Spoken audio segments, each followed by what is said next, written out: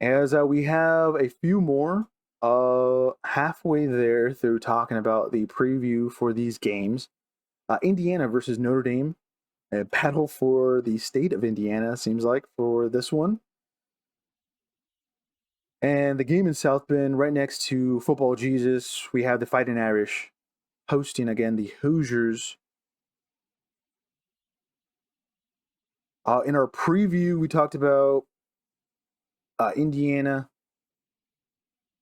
and favoring them in this. We like them for a lot of reasons. The defense, who I think is going to be well prepared against Riley Leonard, um, who I think this offense is very similar in what they try to execute with like Ohio State.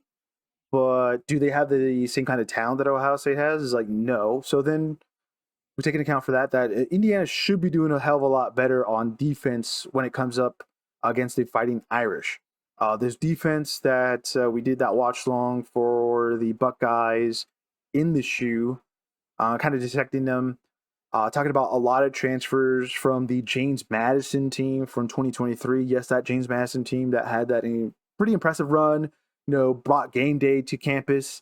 That James Madison, majority of this defense, especially in that front six, defensive linemen from, I think there's a defensive tackle, two defensive ends, and then two linebackers that were former Duke players. Um, that's kind of the reason why this team has also been successful. It hasn't just been the offense completely outscoring teams and just obliterating them when they come out on the field when they have the ball, but this defense has been kind of in sync. It's kind of one of those defense that you watch where it seems like they've been playing for years, but in examples, that we just showed they have.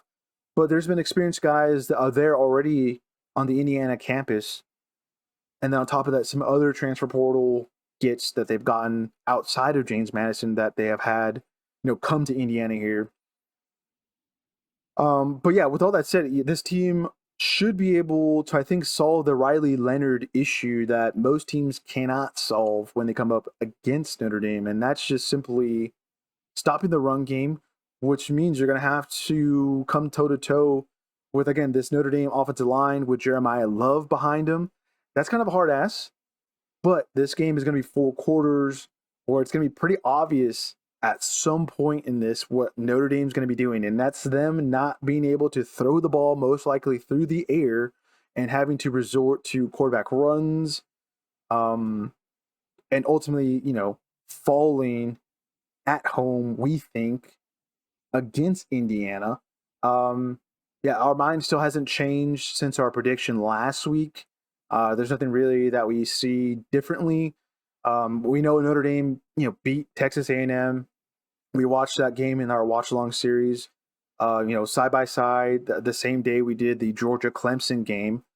Um, and we think the luck is going to be running out there in South Bend for the Fighting Irish, as it'll be more again of them trying to make something out of nothing with a quarterback that was kind of just unfortunately over delivering throughout the year, and having, we can't forget the disappointing loss that they had against NIU early in the season. Um, that is also probably going to be in the cards, is Notre Dame turning the ball over in situations where, it seems like Leonard's going to be on fire in some sorts, but it's really going to be Curtis Rook's night, I think. Um, and kind of actually really starting the debate for, the top quarterback in this upcoming draft. I think Curtis Rook can make a very good case for himself as being one of the top talents and potential talents to come out of this draft and be able to play in the NFL for years. I think he reminds me a little bit of maybe a couple inches shorter than Josh Allen. I'm not too sure on their height differences, but it's very similar to that kind of player and play type. And it's been very impressive to watch him, not just as an Indiana Hoosier, but as an Ohio Bobcat. We remember doing the preview for San Diego State versus Ohio in 2023 last season, and talking about we prefer him over Harrison in that quarterback battle that school had last season. And yeah, we really just had enough stock into him to now come to this point of the season and be like, yeah, this guy's pretty legit. You're all gonna find out why he's legit, not just because of the coaching staff and everyone else around him. He's a pretty talented young man.